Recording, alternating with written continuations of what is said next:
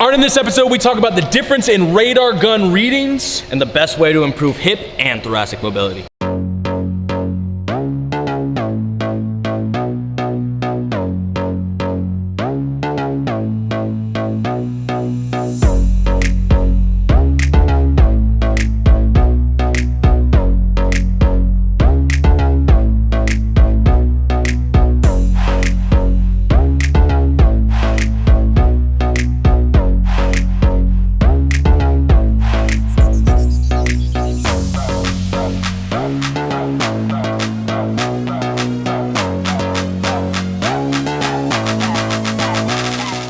All right, Brent Porcio, Stephen Godani here at the most dangerous baseball show, the at Top Lassie, hashtag pitching tips, hashtag baseball tips show, where you go to Twitter, Facebook, Instagram, Snapchat, at Top Lassie, hashtag pitch tips, baseball tips, ask your question, we answer on the show.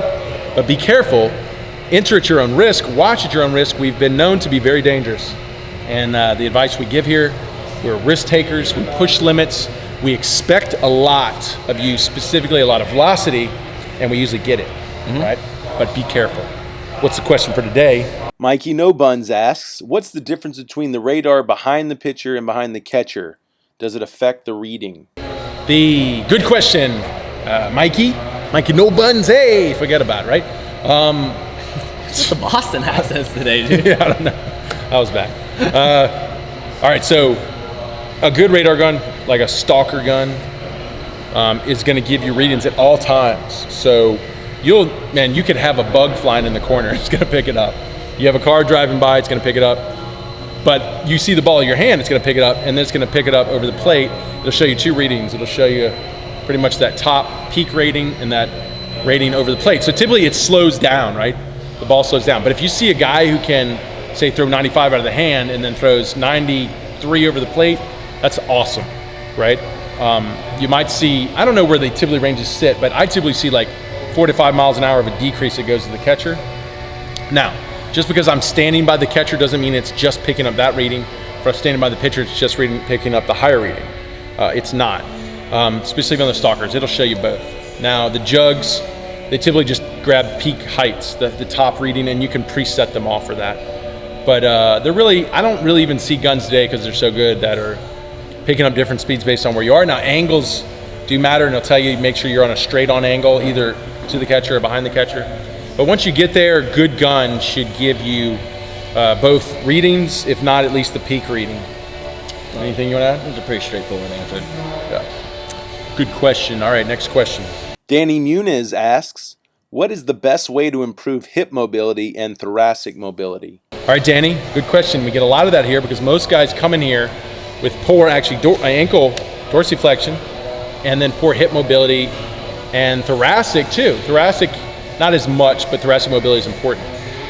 You know, we're not physical therapists, which typically where a lot of this information has come from, the medical industry, but we do study this a lot, and we typically follow someone. I'm still a big follower of Kelly Starrett. Supple Lever, been following him for probably 6-7 years.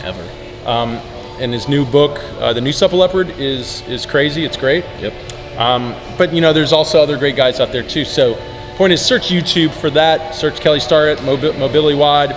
Search hip, all the movements, abduction, adduction, extension, flexion, internal, external, and then thoracic mobility. And there's great stuff there. I believe you have to go through mashing first. So basically you want to help, if there's any tightness, reduce that. And then you can do some warm-up, a dynamic warm-up, and then go into your static stretching, band work, distraction. If you want to get crazy, do his voodoo bands, and really get into it that way. And put it in, get into that range, apply torques right in the pivot or right in the fulcrum, and give it a good stretch. Try to push it to a place where it's not hurting, but where it's uncomfortable. Try to hold it for, a couple minutes. It's called stress release. That muscle should release and give you more range of motion. You're also desensitized the Gogli tendon, which allows you to put more loads into that muscle. So mobility training is a big part of the program. We typically put it up front. If you're somebody who has bad mobility, if you come in 3 velocity camps, you'll learn if you have bad mobility. If you have bad mobility and it's something that you need to add in 30, 45 minutes, an hour to your day every day. And because if you don't do it, you'll lose it. And that's how I recommend you do it. Anything you want to throw out there specific to hip mobility and thoracic? Was that just, I was going to ask what the question was. I didn't hear it when you first read it. Yeah, well, like what protocol do we have for improving hip mobility and thoracic mobility? Oh yeah, well, like you said, we just go off the Kelly Starrett, a lot of his stuff, and I think Brent was pretty much touching on it, that don't just stick with like one form of mobilization, like don't just do stretching and that be enough. Tap into the myofascial release, like he's which is like the mashing is like what he's saying. You really got to break up the tissue, and then you can kind of do your dynamic warm-up stuff, and then you can go into your static stretching. So really hit it from a lot of different angles to get the best results from it. Don't think that once you get it into a better range, work on it every day, right? That it's going to stay there, because it's not going to stay in that better range. No, It's something absolutely. that you have to do. It's like a rubber band. If it's too tight, you have to pull on it, and every day. And then when you stop pulling on it, it's more likely going to go back. pain. Specifically when you have live tissue, rubber band actually wouldn't even do that as well as a muscle would. It's not live tissue. Live tissue is going to go back. And me, as I've aged, my tissue just continues to tighten up, and it's ridiculous. I feel like I have to foam roll every day now, just for health, as opposed to for athleticism. So all that's important. Also, getting a massage, masseuse or massage therapist that works in trigger points is important to help that release. Especially for thoracic mobility too. You Yeah. get a lot of built-up tissue in there that you got to mash up. Right, and a lot of throwing, all the decelerators being in the back of in that thoracic back, in the scaps, can really tighten that area, and so you got to hit that. And I like getting those two lacrosse balls, taping them together, and rolling it down my spine right there. That really helps open it up. And you get to a place too when it's painful. You're probably in the right area, and you have to find a way to breathe and actually relax in those painful positions. So. Relax. Good question. All right, if you have a question, go to Twitter, Facebook, Instagram, Snapchat, Ask Top Velocity, hashtag Pitching Tips. Ask your question, answer on the show. Come down to the ABCA Convention in Nashville. Check us out, get some of our free stuff.